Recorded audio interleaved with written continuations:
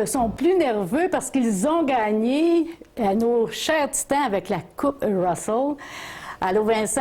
Bonjour, ça va bien? Oui, moi, ça va très bien. Mais vous autres aussi. Qui est avec toi aujourd'hui? Denis Lacourse, un actionnaire. Peter Pope, notre equipment manager. Scott Savinsky, numéro 22. Brandon Case, numéro 21. Puis notre trainer, Rénal Proux, qui est avec nous. Là, c'est seulement quelques membres.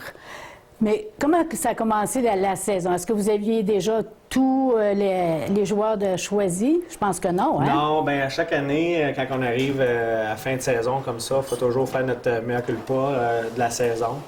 Mais je te dirais, là, on prend tout le temps une semaine ou deux là, de repos après une saison. Puis comme l'année passée, on s'était mis déjà à recruter quand même assez de bonheur, mois de janvier, février. Comme vous l'avez vu, cette année, on avait plusieurs Suédois. Eux, il faut qu'on commence à les recruter au mois de janvier, février, parce que le saison, il faut qu'ils planifient les années scolaires, tout le... Je ne sais pas si les visas, là, mais c'est des choses, en tout cas, qu'il faut que les autres regardent à l'interne. Donc, il faut quand même les recruter assez de bonne heure. Fait que le travail pour une équipe, quand elle arrive au mois d'août, est déjà entamé depuis plusieurs mois. Donc, comme même présentement, on est en préparatif pour la prochaine saison.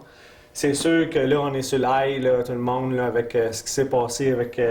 On attend que la poussière redescende un petit peu, hein? Oui, exactement, exactement.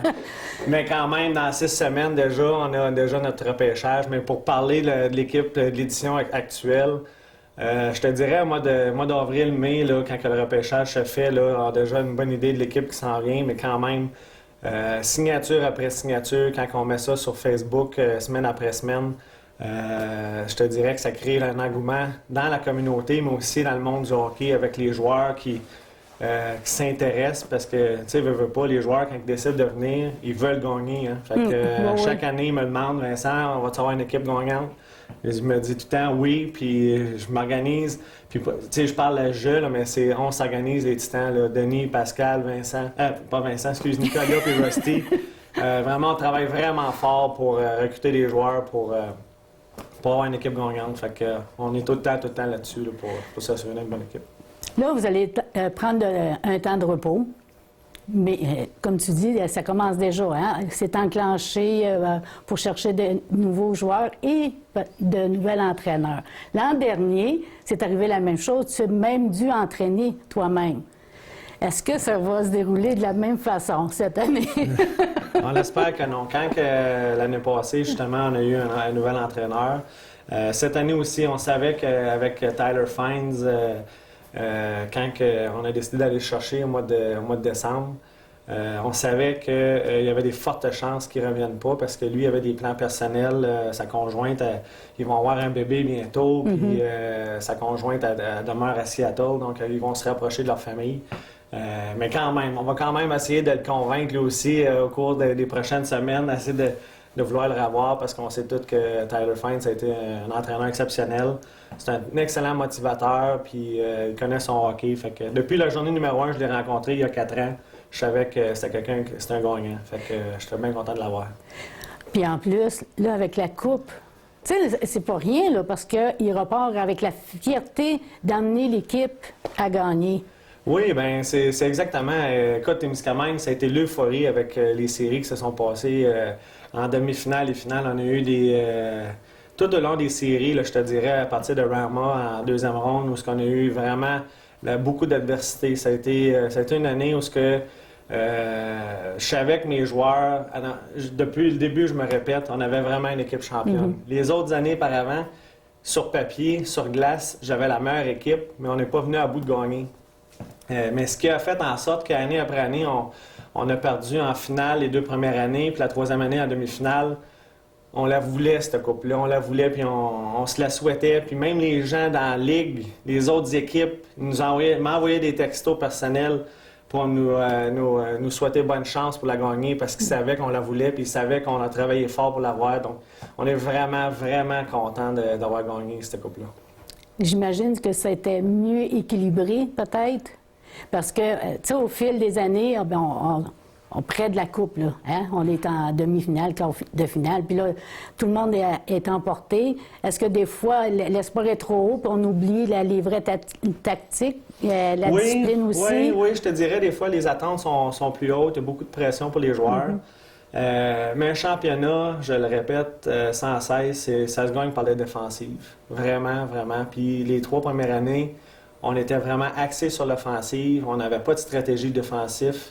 C'était que de l'offensive. Puis cette année, on est allé différemment. On a commencé avec se trouver un excellent gardien de but, une bonne défensive, puis avec des bons attaquants, oui, offensifs, qu'on est allé chercher à date limite des transactions. On avait déjà vraiment une bonne base avec les joueurs qu'on avait là. Puis les joueurs avaient déjà l'esprit défensif. Fait que quand Tyler Fines est arrivé avec un système de jeu expliqué aux joueurs, les joueurs ont compris, on appelle ça en anglais là, des buy-in. Ils ont vraiment compris puis ont vraiment appliqué à la lettre vraiment la stratégie du coach, puis ça a fonctionné. 4 victoires contre une contre Huskies. Seguin, c'est nos plus gros rivaux de tous les temps.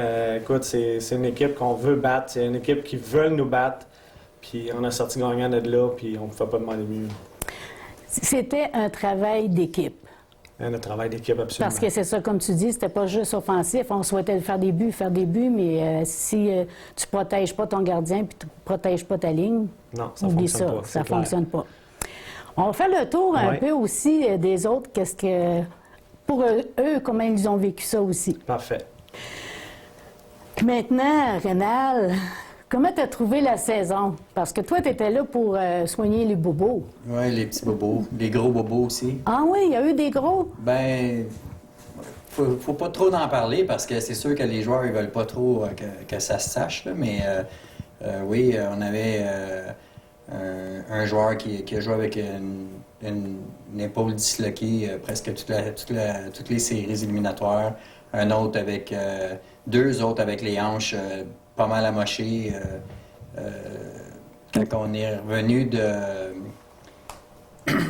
Perry Sound, après avoir gagné le match en tir de barrage, j'ai passé comme 20-25 minutes dans l'autobus à me promener d'un bord à l'autre avec des sacs de glace puis des pilules pour la douleur pour essayer de préparer les joueurs au match du dimanche, puis tout ça, là, pour essayer d'avoir le plus de joueurs possible. Là.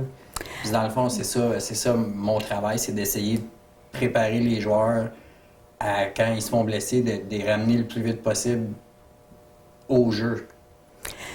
Qu'est-ce que tu as trouvé le plus différent cette année à comparer les autres années, là? C'est difficile à comparer parce que, comme on a parlé plus tôt, on n'avait pas une équipe qui était pareille. Les 3 premières années, les 2 premières années que j'étais soigneur, on avait des équipes très, très, très offensives, pas trop axées sur la défensive. Fait que, nos matchs, c'était plus, on gagnait 9-8. Là, cette année, on gagnait 1-0. Plus défensif, est-ce que ça veut dire que les autres équipes aussi...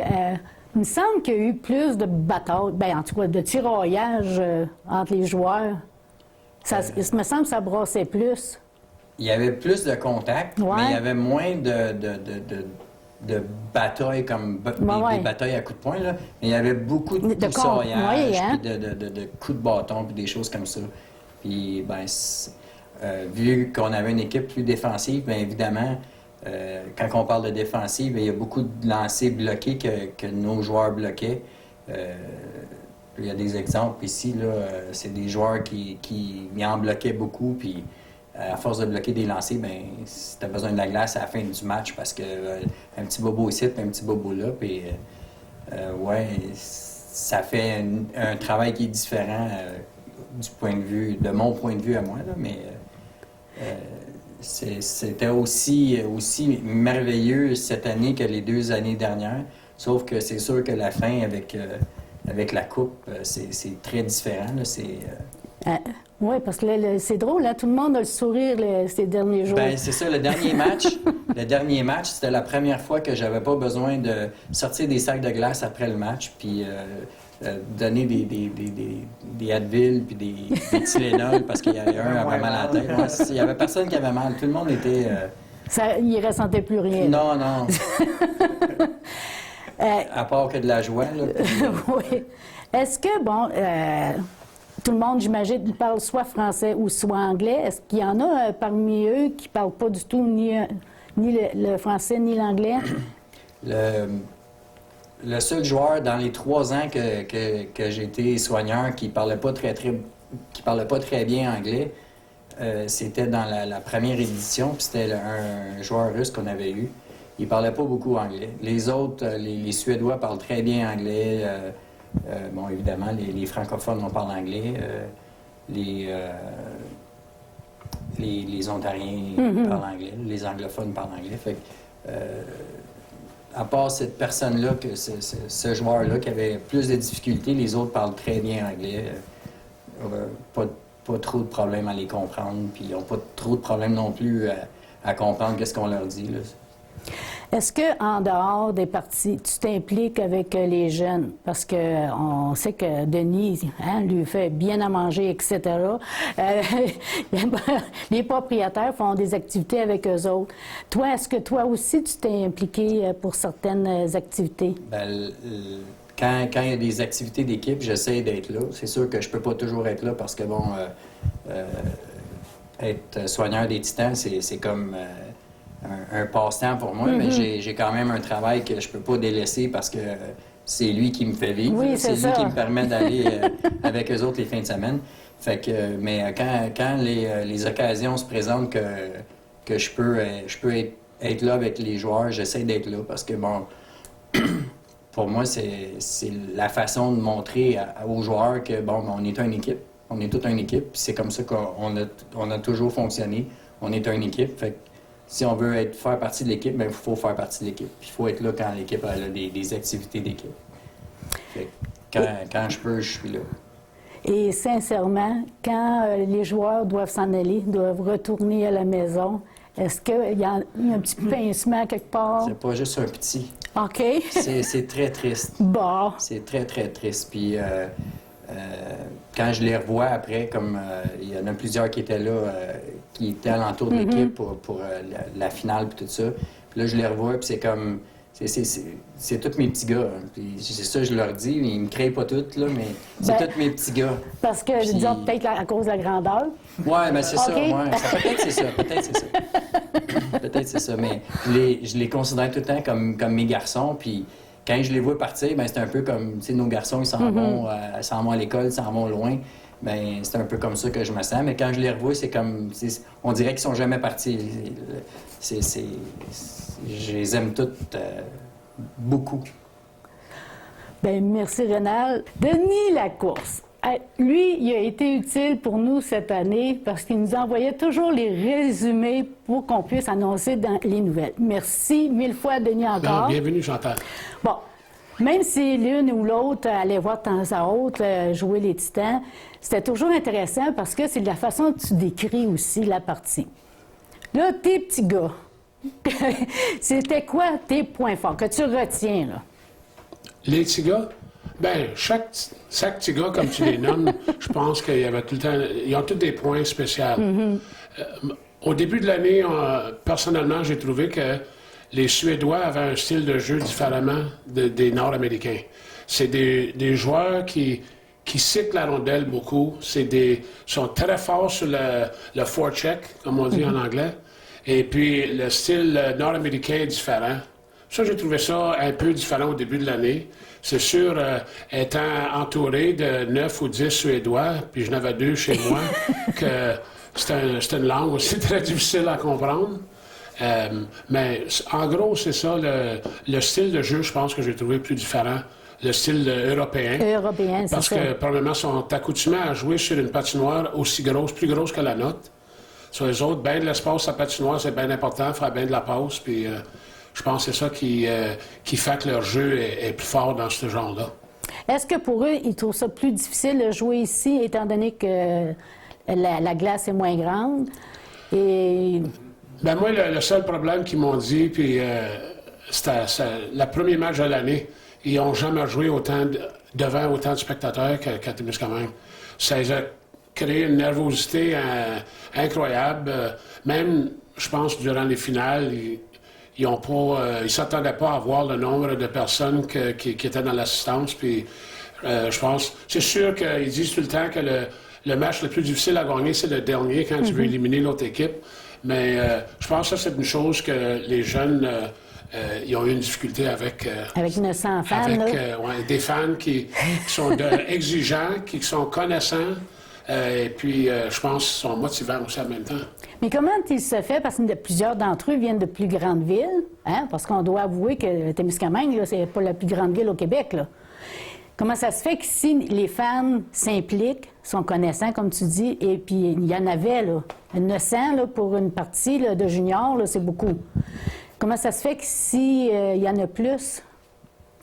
Bien, je pense que, premièrement, nous autres, on a tout le temps dit à Témiscamingue qu'une game de hockey, c'est au centre, c'est plus un événement social. Ça donne une chance aux gens de sortir, de se rencontrer. C'est sûr, l'hiver, c'est un temps moins, moins intéressant. Si tu ne fais pas de la motoneige ou des activités extérieures, il ne reste pas gros de choses à faire à Témiscamingue. So, je pense que nos parties des Titans, c'était comme un événement social où il y avait une game de hockey qui jouait en même temps. Il a tellement fait froid dehors qu'on allait se réchauffer le cœur avec la game Puis, de hockey. crois-moi aussi, écoute, je pense que j'ai fait toutes les arénas dans notre ligue. Et puis, on a la plus confortable de toutes les arénas. Il y en a que je peux dire que des mitaines puis des tuques sont requises. Oui. Sur nous autres, on est bien chanceux à Témiscamingue avec notre centre parce que les gens sont confortables et puis sont bien placés. Ils ont une belle vue des joueurs. En gros, ça aide beaucoup. Là, si on parlait, bon, il y en a deux là, parmi nous, là, qui sont-ils? Juste pour voir si les gens vont reconnaître les noms. Dans les joueurs qui vous accompagnent ce soir, là, Oui. qui sont-ils? Tu veux savoir leur nom? Oui. Ben oui. Ici, j'ai le numéro 22 qui est Scott Savinsky. Scott est natif de Témiscamingue, c'est un avant. C'est sa deuxième année avec le club. Et puis Brandon Kay, c'est un des adjoints. Et le numéro 21, il vient de Wawa, en Ontario. Et puis, c'est sa deuxième fois aussi avec les Titans. Il n'a pas joué l'année passée, mais 2 ans passés, il était ici avec nous. Et puis, il est revenu cette année. Bon, c'est des noms qu'on a entendus, hein, que les gens apprennent à connaître. Et toi, j'imagine que tu apprends à les connaître un par un. Les connaître leurs défauts, leurs qualités. C'est qui fait plus la discipline parmi les propriétaires et les entraîneurs? Bien, je pense que on a tout une petite partie, mais grosso modo, je pense que ça sera plus Vincent, parce que lui est en contact, bien proche tous les jours avec les joueurs, ou même Rusty. Rusty, il a un contact pas mal pareil avec les joueurs, et puis... sachant que je vais prendre ma retraite de Tembec bientôt, je vais peut-être être capable d'être plus impliqué que je suis déjà. C'est pas mal beaucoup, mais je pense que je vais être encore plus impliqué qu'auparavant. Fait que ça, là, tu me dis que c'est Vincent et les autres qui faisaient la discipline, puis toi, t'es gâté. Oui. Hein? Ben là, c'est comme, oui, bon, tu sais, Vincent, c'est comme, il est d'accord avec moi. Parce que moi, t'as c'est ça les échos que j'ai. T'as les bons, puis t'as les méchants. C'est comme, écoute, OK. faut jouer le rôle, puis ça, c'est mon rôle. Parce que c'est ça, quand on écoute les jeunes parler, parce qu'on est d'une petite place, puis ils les ont accueillis comme ça serait un des membres de la famille. Fait que ça se parle, hein? Fait que là, le contact qu'on entend qu'ils ont avec toi, c'est toujours drôle, hein? Moi, j'entends la nourriture aussi. Ça a l'air que tu fais très bien C'est moi à qui manger. s'occupe principalement de la nourriture quand on va sur l'autobus. C'est moi qui commande le repas après match. C'est tout le temps moi qui le coordonne, qui le commande. Il y a des fois que c'est bon, il y a des fois que c'est pas trop bon.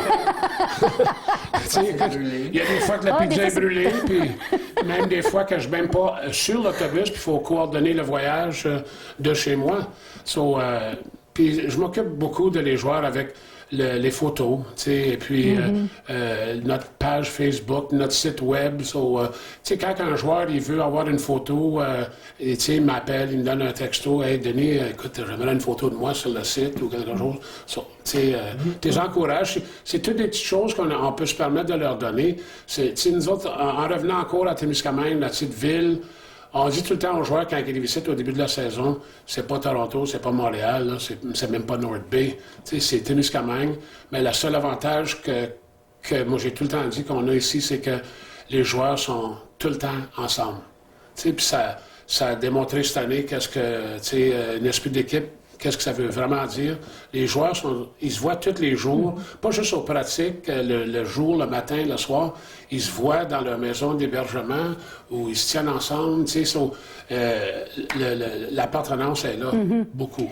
Parce qu'il y en a qui continuent leurs études, d'autres qui ont trouvé un petit travail aussi, quelques heures. Est presque l'aumônier de l'équipe, le confident de ces jeunes-là, parce que j'imagine qu'il doit en avoir un qui a plus le tour avec eux autres pour ça. Bien, encore une fois, ça dépend. Comme Vincent, il agit comme le directeur général, mais on est peut-être tous des pères à ces jeunes-là aussi. C'est d'une manière ou l'autre, écoute, sont chez vous pour 6 mois de l'année. C'est pas mal difficile à ne pas être attaché à eux autres. Comme on disait tout à l'heure, quand c'est le temps de dire bye-bye, c'est difficile. Tu viens, c'est comme des garçons. Puis les parents, ils nous donnent la responsabilité de prendre soin de leurs garçons. C'est sûr qu'un petit gars de Wawa, c'est pas à porte, mais un petit gars de la Suède ou de l'Écosse ou quelque chose comme ça, c'est pas à porte. Là, son petit gars, il se fait mal, il peut pas juste venir voir comment que ça se passe. Les autres, il faut qu'on s'aille là pour eux autres. Ils sont humains, ils ont des bobos pareils comme moi et toi. Ils pognent une grippe ou une maladie, une fièvre, il faut que tu en prennes soin. En parlant de familles d'accueil, est-ce que vous avez encore de la difficulté à chaque année à trouver des familles d'accueil pour les joueurs? Je veux dire non. Des fois, c'est difficile. Je pense que la meilleure chose pour nous autres, pour avoir une famille d'hébergement, c'est avoir une autre famille à expliquer aux personnes qui sont potentiellement intéressées à prendre un joueur des Titans l'expérience que ça peut te donner. Comme moi, j'ai eu la meilleure expérience. J'ai jamais eu de mauvaise expérience dans les 7 ans que j'avais des joueurs chez nous, mais cette année, c'était la meilleure expérience que j'ai eue. Les jeunes, ils ont suivi les règles de la maison, même ils ont été par-dessus de ce que je m'attendais. C'est sûr que les jeunes, c'est des jeunes. C'est ça. Puis, quand ils n'ont pas de game, ils n'ont pas de couvre-feu, ils ont le droit de sortir, ils ont l'âge de sortir et de prendre un soir libre. Mais quand c'est le temps d'être à la maison au couvre-feu, aucun problème.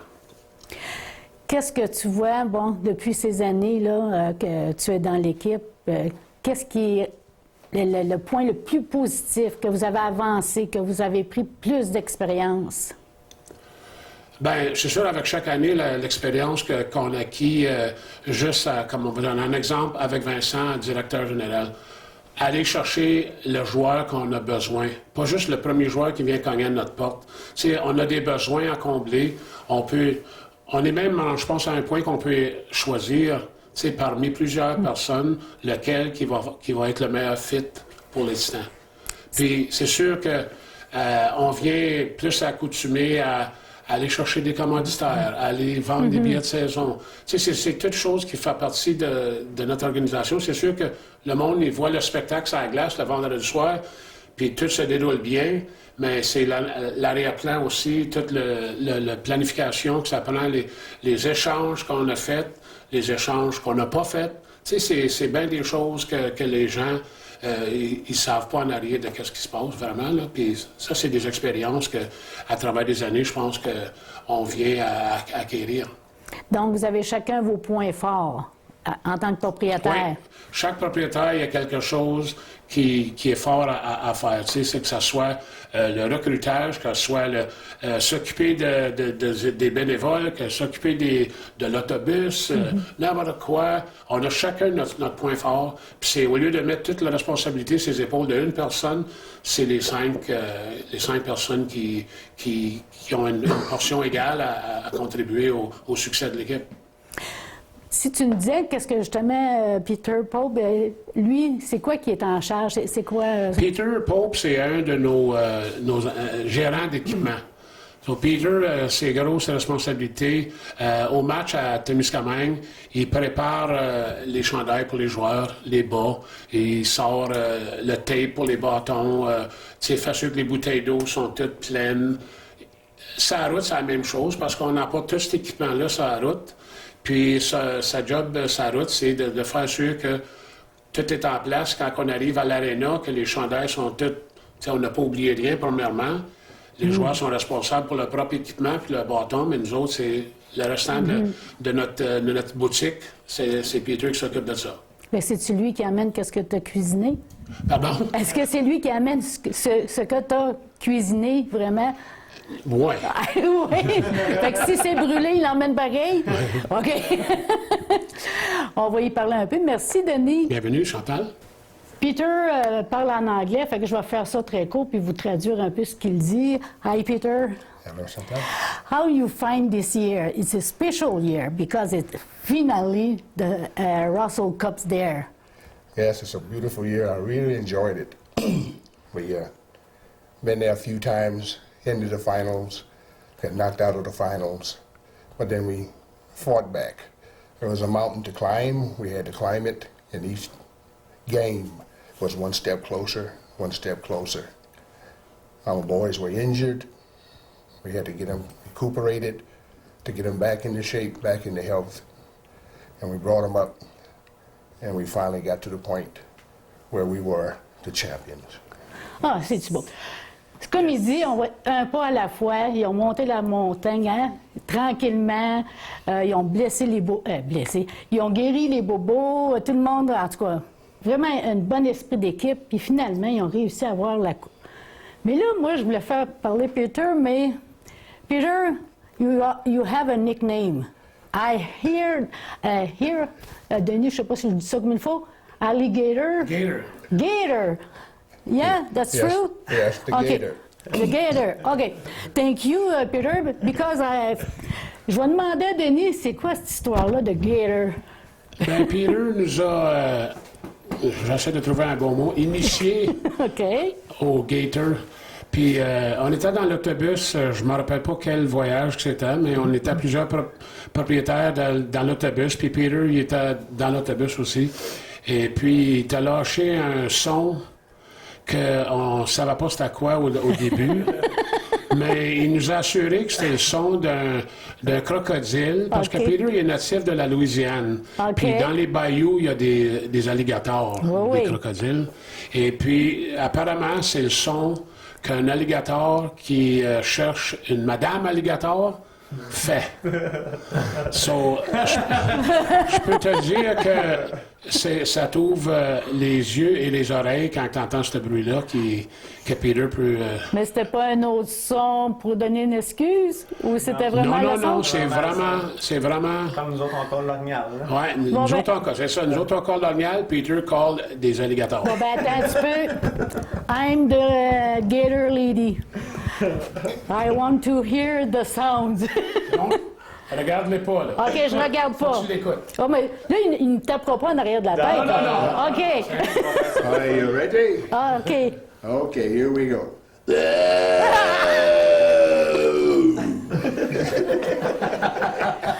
You drink a gator! That's the sound! C'est ça que ça fait effet. OK. Vincent, viens, si tu veux venir me rejoindre. Oui. En avant ou. Reste là, gars. Tu parais bien avec la coupe, me semble.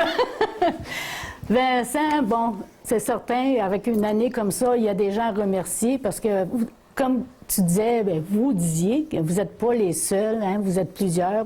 plusieurs propriétaires, mais il y a du monde aussi qui vous entoure. Bien, c'est sûr que les Titans, c'est Denis Lacourse, Rusty Rossignol, Nicolas Tourigny, Pascal Labranche, moi-même. Mais il y a tellement de monde qui travaille en arrière de nous, avec nous. Les bénévoles, Tasha McGowan. Je ne veux pas commencer à les nommer parce qu'il y en a tellement. Avec Jean-Guy Chénier qui a fait aussi partie de notre équipe pour les équipements aussi, qui fait un job colossal. Nos trainers, Guy et Rénal.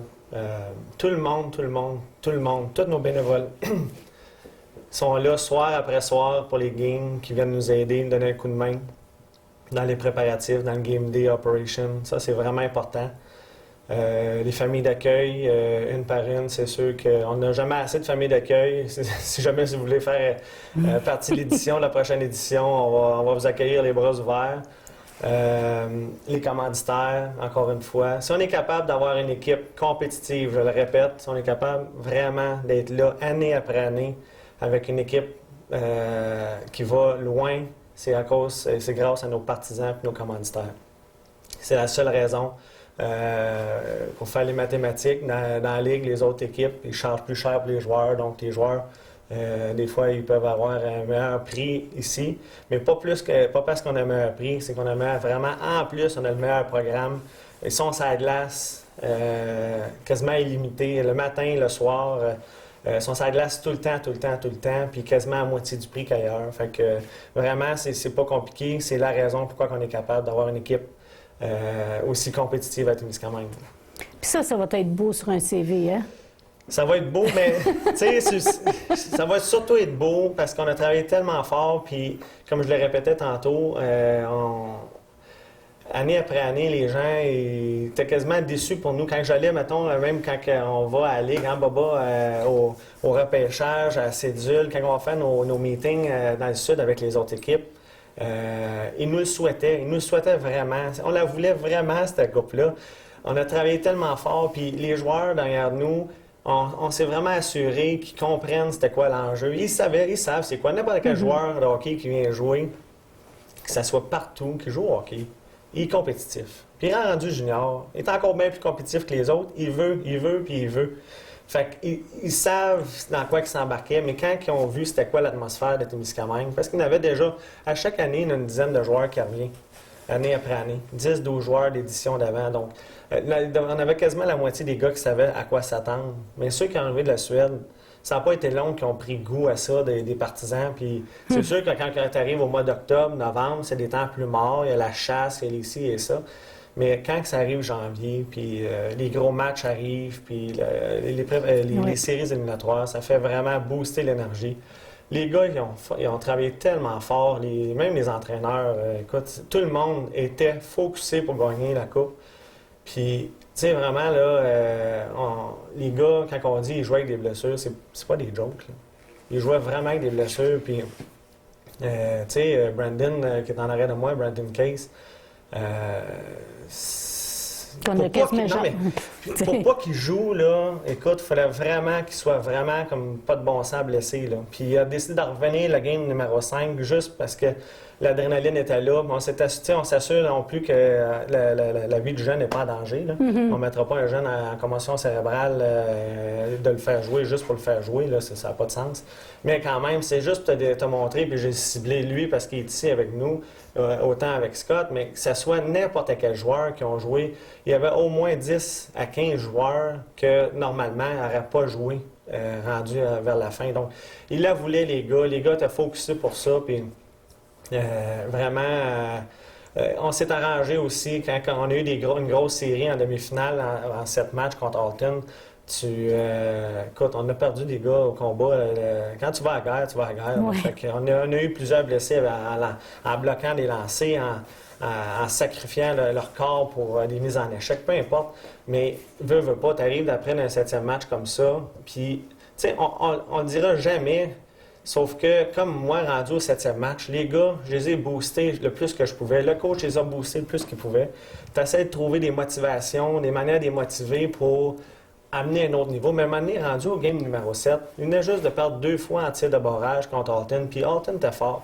Puis dans notre cœur, à nous autres, on veut gagner. Là. Mais des fois, tu te dis tout le temps, écoute, ça peut arriver qu'on perde. On était quasiment sur le point d'accepter qu'on allait perdre contre Alton. C'est pas des farces, tellement que nos joueurs étaient blessés. Puis on pouvait pas voir comment ils auraient pu faire, eux, sa glace. Moi, j'ai joué quand j'étais jeune.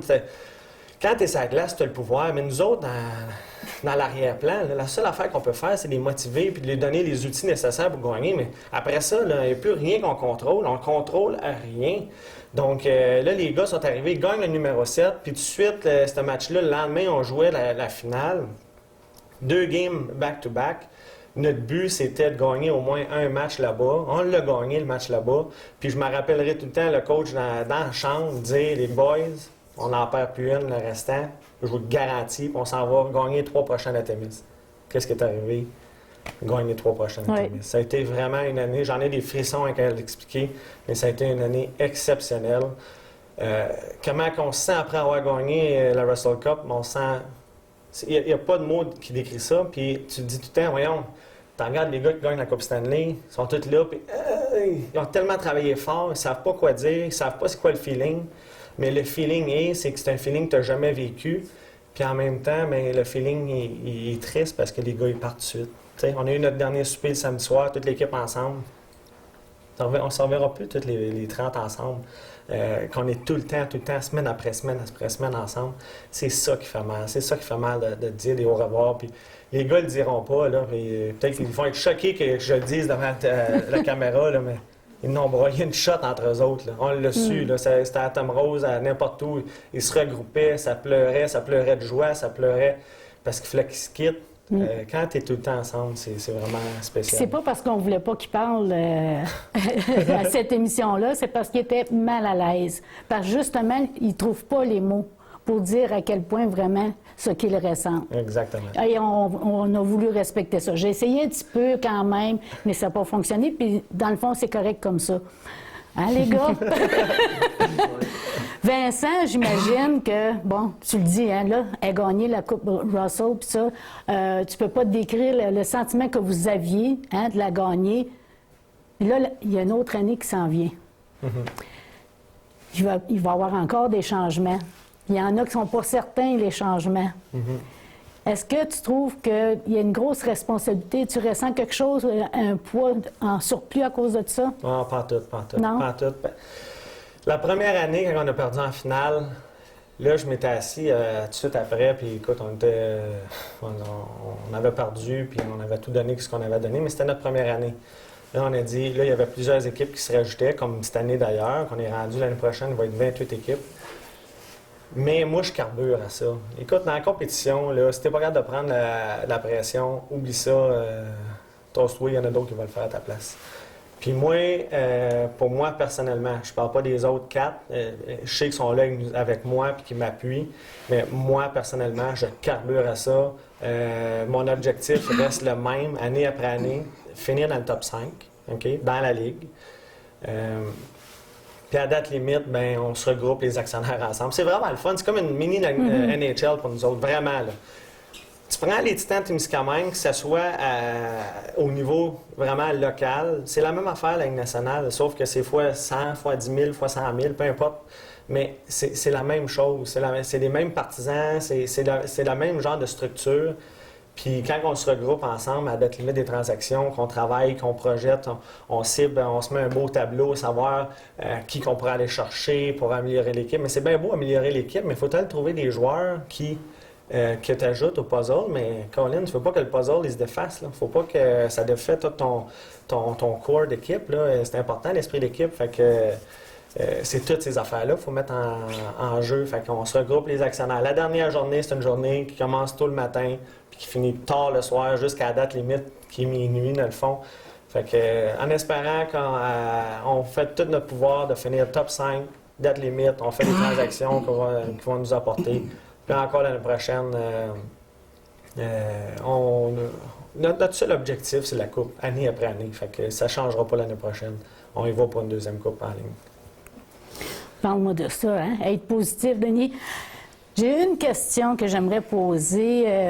parce qu'il y a un monsieur, il était gêné. Ouais. OK, de me poser la question pour que moi, je la pose. Fait que c'est pas grave, c'est moi qui vais avoir de l'air folle. Lui, il disait, bon, quelle est la différence entre le junior d'ici et le junior husky? Husky OK? de Rouyn-Noranda, tu veux dire? Rouyn-Noranda. Parce qu'il disait, moi, je comprends pas, j'ai des nouvelles des Titans par vous autres, par CKVM, puis tout ça, mais pourquoi qu'à Rouen et à Val-d'Or, si je m'en vais par là-bas, j'entends pas parler des Titans? Il dit, c'est quoi la ligue là, qui est pas pareille? Mais il était gêné de demander ça à un de Non, vous c'est une autres. bonne question. C'est une bonne question. Notre exposure au nord, je dis au nord, mettons en Abitibi, Oui. est pratiquement pas là. On essaie de faire des démarches pour le faire. On est déjà très chanceux d'avoir CKVM qui nous suit, qui nous décrit, qui fait vivre aux auditoires du Témiscamingue l'expérience des Titans. Veut pas, François Harrison et toute l'équipe là-bas, ils font vraiment un job exceptionnel pour nous, les Titans.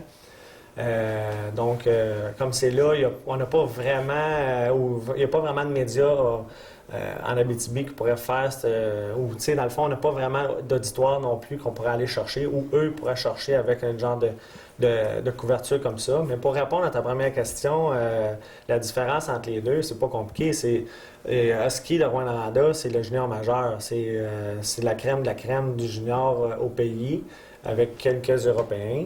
Puis nous autres, moi, je le compare pour que les gens ils comprennent vraiment bien. C'est pour les gens du Québec, tu as le junior majeur, puis après ça, tu as le junior 3A.